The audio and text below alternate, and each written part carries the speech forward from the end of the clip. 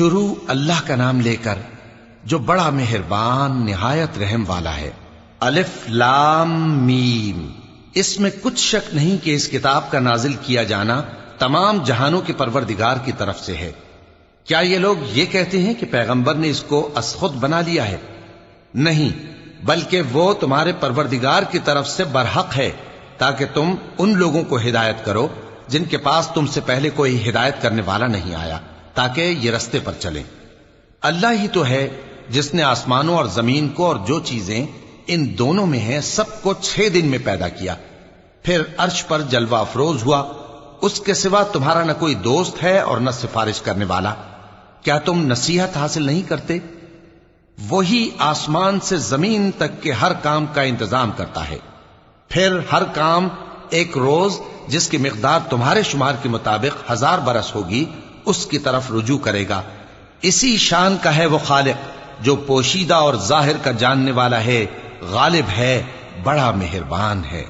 وہی جس نے ہر چیز کو بہت اچھی طرح بنایا، یعنی اس کو پیدا کیا اور انسان کی پیدائش کو مٹی سے شروع کیا، پھر اس کی نسل ایک قسم کے خلاصے سے یعنی حقیر پانی سے بنائی، پھر اس کو درست کیا، پھر اس میں اپنی طرف سے روح پھونکی اور تمہارے کان اور آنکھیں اور دل بنائے، مگر تم بہت کم شکر کرتے ہو۔ اور کہنے لگے کہ جب ہم زمین میں ملیا میٹ ہو جائیں گے تو کیا اثر نو پیدا ہوں گے؟ حقیقت یہ ہے کہ یہ لوگ اپنے پروردگار کے سامنے جانے ہی کے قائل نہیں۔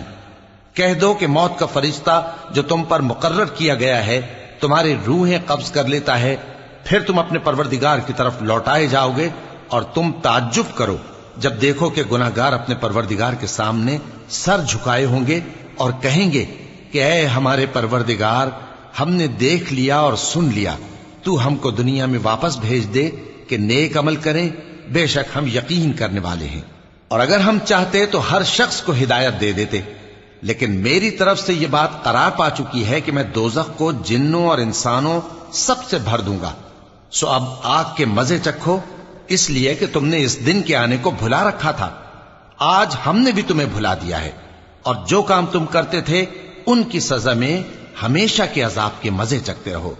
ہماری آیتوں پر تو وہی لوگ ایمان لاتے ہیں کہ جب ان کو ان کے ذریعے نصیحت کی جاتی ہے تو سجدے میں گر پڑتے اور اپنے پروردگار کی تعریف کے ساتھ تسبیح کرتے ہیں اور غرور نہیں کرتے۔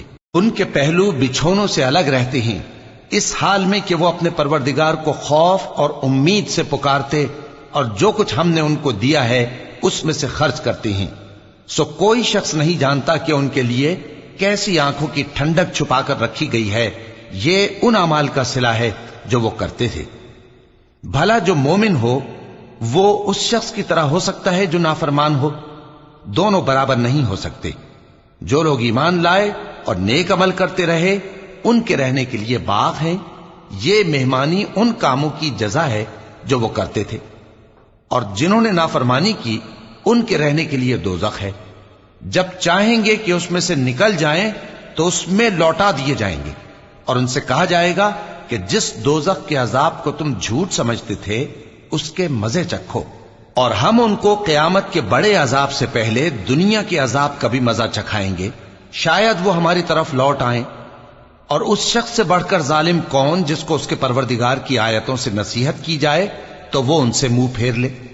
ہم گناہگاروں سے ضرور بدلہ لینے والے ہیں، اور ہم نے موسیٰ کو کتاب دی تو تم ان سے ملاقات ہونے سے متعلق شک میں نہ ہونا، اور ہم نے اس کتاب کو بنی اسرائیل کے لیے ذریعہ ہدایت بنایا تھا، اور ان میں سے ہم نے پیشوا بنائے تھے جو ہمارے حکم سے ہدایت کیا کرتے تھے، جبکہ وہ صبر بھی کرتے تھے اور وہ ہماری آیتوں پر یقین رکھتے تھے۔